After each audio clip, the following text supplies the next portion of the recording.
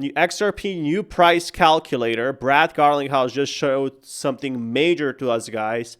XRP futures were the fastest to ever hit 1 billion open interest, according to CME.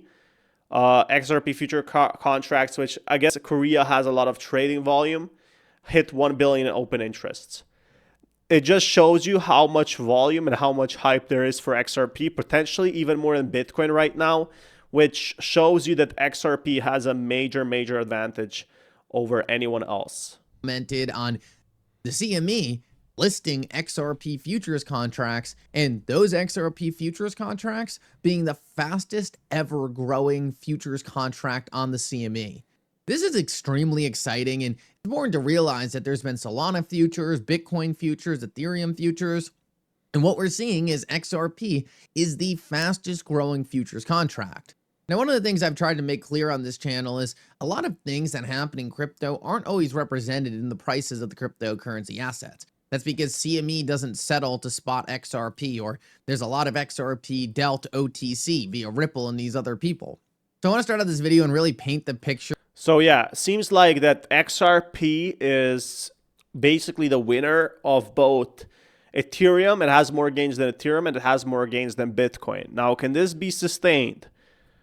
Yes and no, people are saying. Like Benjamin is saying to watch out because XRP is getting super high. And it's going to be very hard to push past $4 this cycle, is what he's saying, based on historical data. But on the other hand, we also have the lawsuit over, so I want to see how it really plays out. For the XRP institutional adoption we're going to see, and then get into the XRP market cap multiplier, because guys, I am telling you, when you see the inputs of this market cap multiplier, your jaw is going to hit the floor with just... So yeah, this is just these calculators. The issue is you can never predict if we're going to get rate cuts, bull runs. You can never predict that, and that's why a lot of people are not so happy about, you know, these market multipliers, because there's no real data on them yet. There's no data that could happen. It doesn't predict that. With the power of AI, that would definitely be a big thing, though. XRP futures contracts are actually the fastest ever growing futures contract on the CME. Now, that's a good This good is thing. extremely exciting, because this essentially means that the institutional demand for XRP is through the roof. One of the things that I've tried to make extremely clear on this channel is financial institutions aren't necessarily going to be buying spot XRP on places like Uphold or places like Coinbase, right? They require a different infrastructure, an institutional grade infrastructure.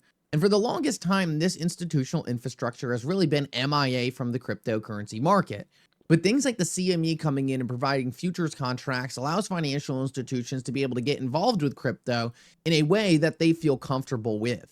What we're seeing is the CME, which is probably the most non-retail market out there, is seeing an explosion of interest greater than Bitcoin, greater than Solana, greater than Ethereum in XRP. Now, guys, the amount of money we're talking about here is going to be massive. We talked about the XRP ETFs that are around the corner, probably bringing in close to $8 to $9 billion of inflow. And with what we're seeing on the CME data right here, I would not be surprised if the XRP ETFs were some of the most successful ETFs to ever hit the market. The interest is huge, and that's because people understand XRP at a level they don't understand these other digital assets. XRP is a clear use case, and what's so important about that is it aligns XRP with the mindset of the investors. People are looking for something that makes sense to them. And when you go to these traditional institutions, they're used to investing in stocks and companies that are providing real-world value and economic output. What XRP is doing perfectly aligns with what these people are used to: direct utility, something that makes sense to them, something that they can tangibly see and understand the power of this asset. That's the thing with crypto, is we have more technology out there. We have more competition. Crypto wasn't really a big thing back 4 years ago because most of it was meme coins. Now we are seeing that utility is what the main adoption is, what really makes the big companies interest, not just the small fish, the small traders. What really makes companies look into crypto is these, utilities that are backed. I have a feeling we are going to continue to see huge amounts of institutional adoption simply based off the speculation behind XRP. a lot of people are going to need to be allocated to the cryptocurrency asset class, and they're going to be looking for something that makes sense to them. There's no better digital asset than XRP, and what we're seeing in the futures contracts is that the people buying it certainly agree. I want to move on though and talk about one other thing before we get into the market cap calculator, and that's a very interesting post being put out by Hugo Filion.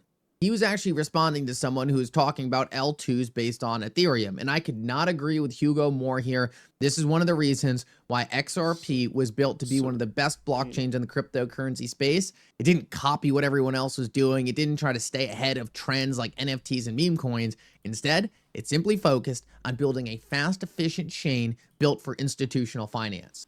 Hugo said the entire concept of an L2 is kind of idiotic. Anything that becomes successfully useful. I feel like the issue with these L2 chains was the biggest problem that there ever was is very simply that they are expensive. They are very expensive to maintain. They're very expensive to handle, and they're trying to make them cheaper. But this is where really XRP wins. They're putting lots of money in technology because they know the banks want to use it, not just the general mainstream audience. Because like the general people will just use the banks instead, right? They have no problem using the banks. But right now, XRP is trying to at least offer this technology to the banks, which makes the transactions much, much cheaper. Or popular will always become an L1. And that's because that's where the value accrual is. The entire Ethereum roadmap is dead. In fact, it was dead on arrival. Anyone trying to rehash L2 slash side chains is a sucker or worse. Essentially, what Hugo is pointing at is the whole Ethereum model doesn't make any sense. If you're going to build a powerful application, right, a powerful use case for cryptocurrency, why would you issue it on a blockchain like Ethereum where essentially nothing works? It's slow and inefficient. Why would you even want to use another blockchain that you're limited based off the functionality of that blockchain and the security of the blockchain if you could just spin up your own blockchain? This has always been the mindset of the XRP ledger. Everything is layer one. Issue an asset, it's a layer one asset. These are things that are extremely powerful and shows that the Ripple team was way ahead of the crowd when it came to designing these future financial applications. While the entire industry focused on putting their chain on Ethereum, Ripple said, you know what? The XRP ledger is going to be its own native one. It's going to have smart contracts built into the code. It's going to be a functional financial system. That's the thing. They are offering tools. They're not offering the coin to these banks. Again, they're distancing themselves from crypto in general. And what they are doing is they are offering tools for crypto itself. For the largest financial institutions on earth, and we're not going to bloat it with all these useless features. What we are currently watching, in my opinion, is a mass migration away from chains built on Ethereum. Because ultimately, it's good for a short amount of time, but the second your application becomes any kind of useful or adopted, ultimately, Ethereum just doesn't have what you need anymore and you have to move it off. This is a huge downside of the Ethereum ecosystem, and I don't think it's being talked about enough. I think there are a lot of catalysts, in my opinion, that are going to cause a mass migration away from Ethereum. This is one of them, but it shows that not only alongside the narratives and the speculation into an asset like XRP, what we're seeing on the actual use case, what we're seeing on people actually building on these chains, XRP sits in a category of its own. With that said, though, I want to finish this video off with a big thing that I know a lot of people are looking forward to, and that is the XRP market cap multiplier. Guys, this has been an extremely interesting story since the beginning. Essentially, this entire story starts with the fact that every net dollar invested into XRP doesn't equal $1 increased on XRP's market cap. And a lot of you probably know that XRP's market cap is in the $150 billion range, but that doesn't necessarily mean that's how much money is invested in XRP.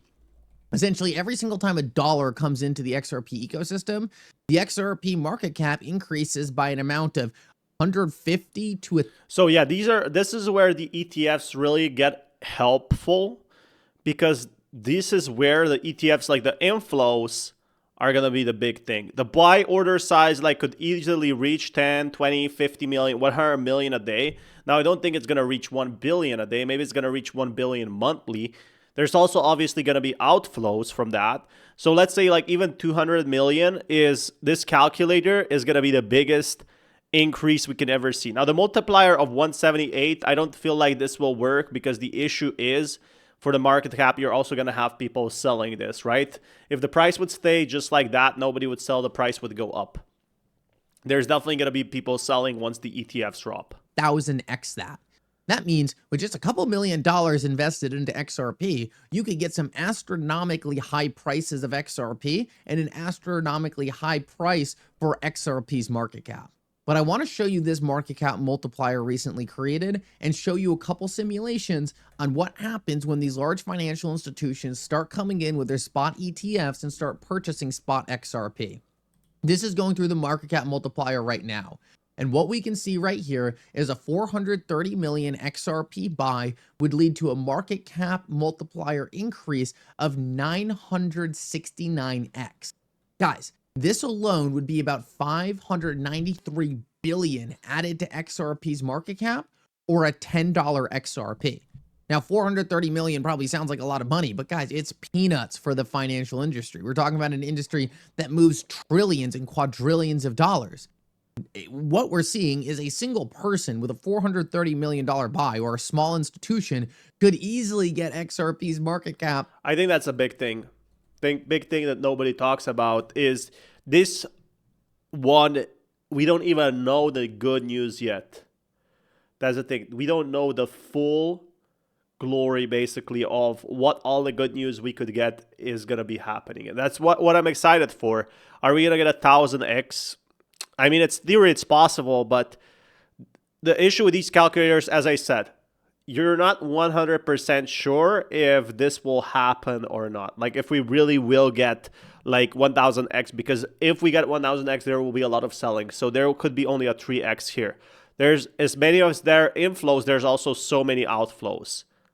And price to the $10 region. And then we would actually have to get $400 million into XRP as well, which isn't that hard. Let's see what happens when we ultimately get to something like a $1 billion buy. Well, a $2 billion buy would put us at about a $35 XRP, or a $2.1 trillion market cap. Now, do I think any one person is going to be doing a $2 billion buy? No, probably not a single person, at least not now, but small institutions? Absolutely. ETFs?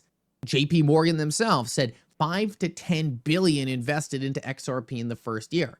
So let's get larger. Let's see what happens if we go to something like a 2.5 or a $7 billion investment into XRP. Once again, this is pushing the top end of what we'd probably see from the spot ETFs off rip. But even that alone is indicating an $80 XRP. Now, what we know is not all this money is going to come from one financial institution. What we know is it's not all going to come from ETFs. It's not all going to come from futures. It's going to come from a lot of different places. But the point is $7 billion isn't an earth-shattering amount of money for what we're talking about here. We are talking about the new rails, a brand new financial system in an emerging asset class. Something that could easily get inflows in the hundreds of billions of dollars one day.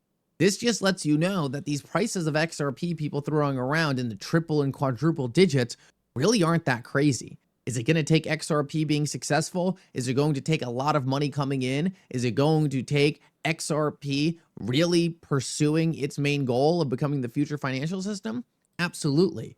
If you think those things are possible, guys, the math seems to be telling us that we could 100% see these astronomically high prices for XRP. Thank you so much for coming. I hope you enjoyed this. I definitely think this will happen. Like, there is a lot of potential here where XRP could perform good. Like, there is so many good news that we just need like 1, 2, or 3 for this to really change forever, right? And if we use this XRP calculator, for example, now you have like a lot of sell orders here. You can play with it, but I wouldn't look too much at the calculators, because even if we get this type of multipliers, this is what people are saying, this is just in theory. Like, a lot of people forget to say that this is just a thing that will happen in theory if nobody starts to sell their XRP. And I don't think that is physically possible. This didn't even happen with Bitcoin.